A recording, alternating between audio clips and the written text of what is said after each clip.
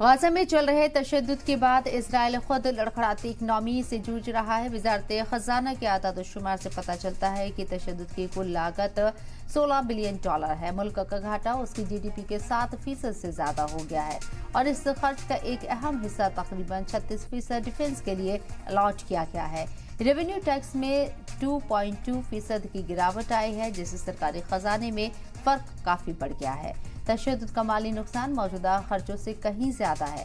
Central bank का मानना है कि 3 साल के वक्त में कुल लागत $68 बिलियन तक पहुंच जाएगी। यही हाल मार्केट शेयर का भी नजर आ रहा है। तशद्दुद शुरू होने के बाद से अहम करेंसी के मुकाबले इजरायली शेकेल में 4.5% की गिरावट आई है। बढ़ते चैलेंजेस से निपटने के लिए इजरायली सरकार ने ठोस कदम उठाने शुरू कर दिए हैं।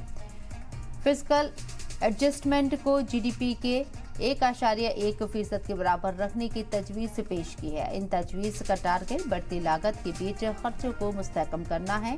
हालांकि मौजूदा माली जरूरतों का बड़ा हिस्सा उधार लेकर पूरा किया जा रहा है।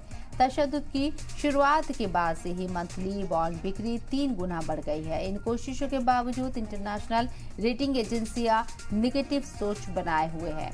मूडीज और S&P ने माली कशीदगी की संजीदगी को समझते हुए इजराइल की सॉवरेन रेटिंग को कम कर दिया है।